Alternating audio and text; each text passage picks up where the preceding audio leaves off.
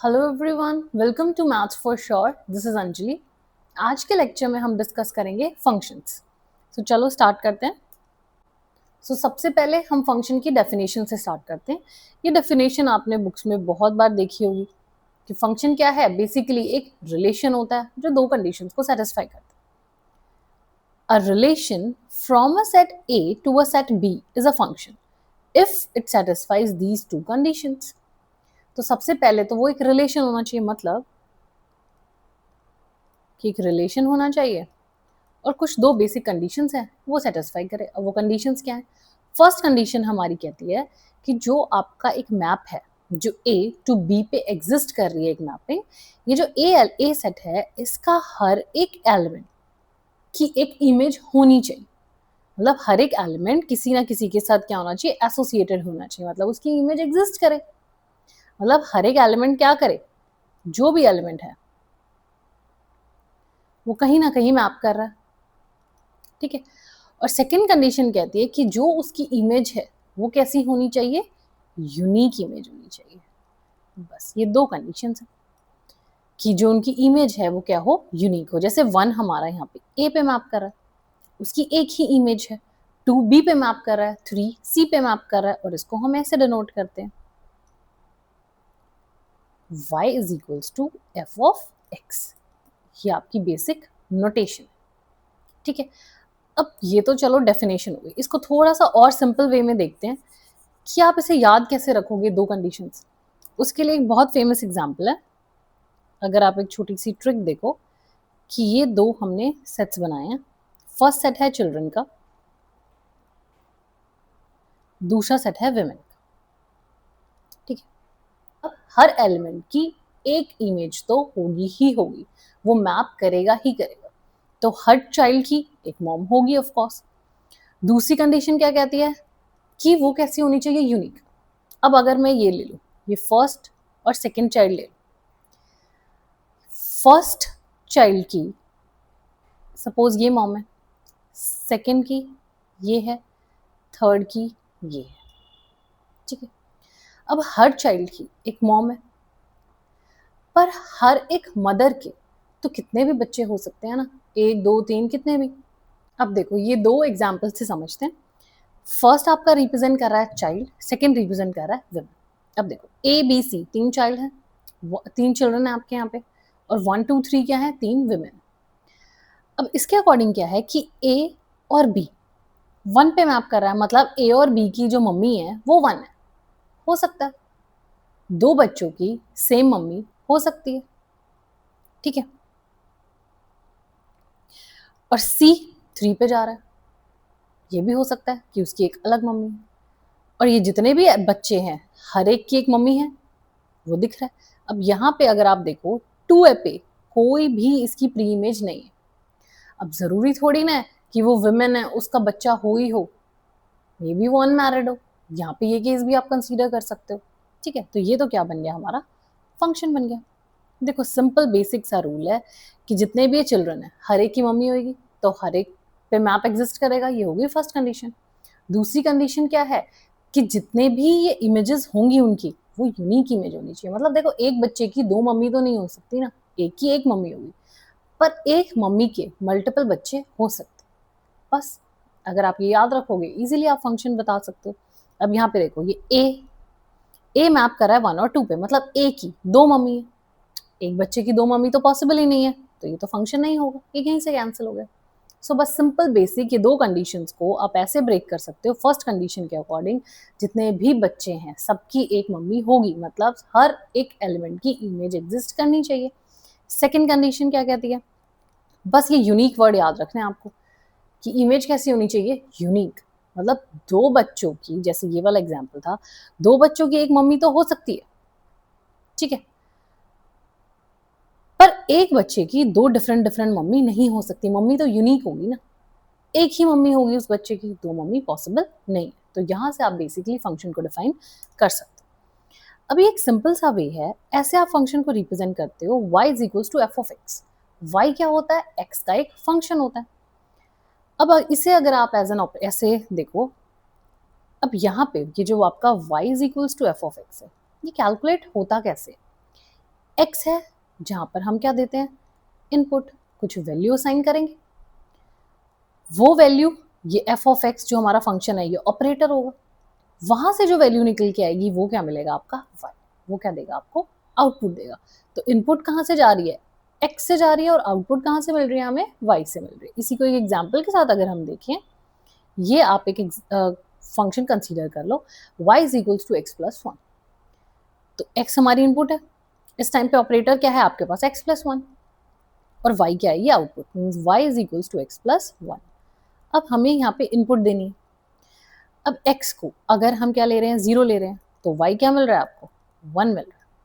मतलब इसमें जब हम x को जीरो देंगे तो y हमें क्या मिलेगा, वन मिलेगा। अब x को अगर आप -3 पुट करो तो यहाँ से y हमें क्या मिल रहा है, देखो -3 प्लस वन, इट्स -2। सो इस तरह से ये वर्क करता है कि आपने कुछ इनपुट दी, आपको उस ऑपरेटर से एक आउटपुट मिलेगा। ऐसे हमारा फंक्शन वर्क करता है, ठीक है। अब देखो कुछ इंपॉर्टेंट पॉइंट्स हैं, बिल्कुल छोटे छोटे वो रहते हैं। Every function is a relation, but ये कन्वर्स आपका ट्रू नहीं है, ये आप यहां से चेक कर सकते हो। अब जो फर्स्ट था हमारा, देखो ये एक रिलेशन तो बन रहा है और ये फंक्शन भी बन रहा था। अब सेकंड के अंदर अगर हम देखें, ये एक रिलेशन तो बन ही रहा है, हर एक एलिमेंट्स हैं आपके पास, एक मैपिंग एग्जिस्ट कर रही है, एक रिलेशन बन रहा है, बट ये फंक्शन नहीं है। So every function is a relation, but every relation is not a function. It's not necessary, हो भी सकता है नहीं भी हो सकता। फर्स्ट केस में हमारा ये रिलेशन फंक्शन, हमारा ये फंक्शन रिलेशन बन रहा है, ठीक है। अब इसमें अगर आप रे डायग्राम से दो इंपॉर्टेंट चीजें अगर आप यहाँ से नोट करो, देखो फर्स्ट वाला जो है हमारा वो फंक्शन बन रहा था, इसमें जो रेज हैं अगर आप ये चेक करो, कैसी रेज हैं, ये रेज, दो रेज एक पॉइंट पे जा रही है, कन्वर्जिंग रेज है। यहाँ पर अगर आप देखो, इस पॉइंट से जो ए से रेज निकली वो दो अलग अलग सेट पे जा रही है, वो क्या कर रही है, डाइवर्ज कर रही है।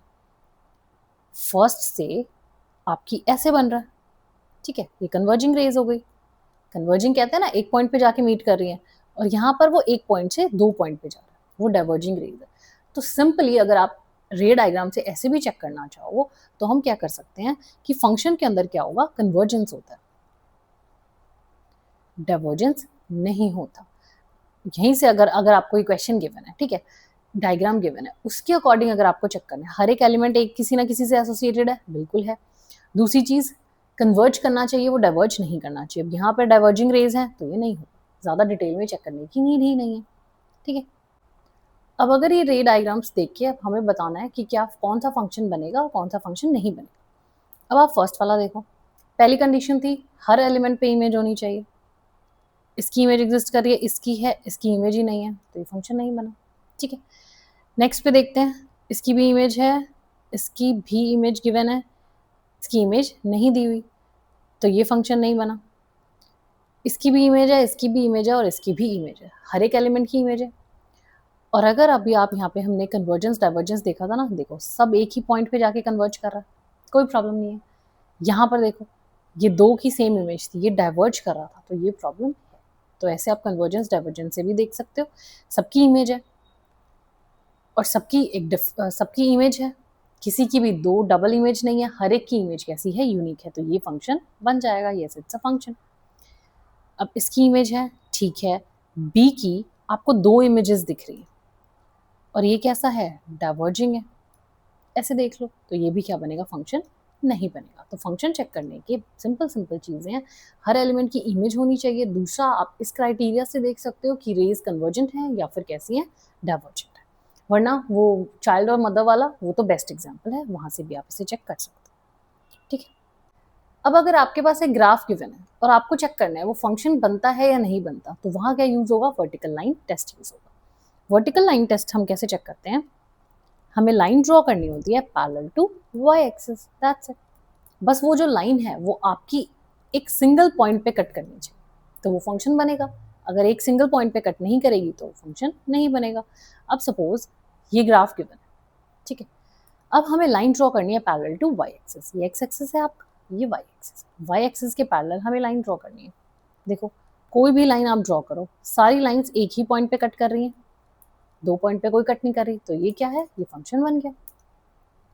अब अगर हमारे पास कुछ ऐसे है, इस पे अगर हम लाइन ड्रॉ करें, देखो 1 2 2 पॉइंट्स पे कट कर रही है, तो ये फंक्शन नहीं बनेगा। सिंपल सा रूल है, आपको y एक्सिस के पैरेलल लाइन ड्रॉ करनी है और चेक करना है, अगर वो एक सिंगल पॉइंट पे कट करती है तो वो फंक्शन बनेगा, नहीं करती तो वो फंक्शन नहीं बनेगा। अब अगर हम ये कुछ बिल्कुल बेसिक चीजें देखें, देखो पैराबोला है दोनों। अब y² is equals to 4ax, अगर आपको इसका ग्राफ पता है तो आप इजीली बता सकते हो ये फंक्शन बनेगा या फिर ये फंक्शन नहीं बनेगा। इसका ग्राफ कैसा होता है, कुछ इस तरह से बनेगा ग्राफ, ठीक है। और अगर इसका ग्राफ ड्रॉ करें, ये आपका ऐसे बनेगा। अब यहां पर हम चेक करते हैं, अब आपको y एक्सिस के अलोंग पैरेलल लाइंस ड्रॉ करनी है, यहां पर भी ड्रॉ कर लेते हैं, ओ सॉरी y के अलोंग।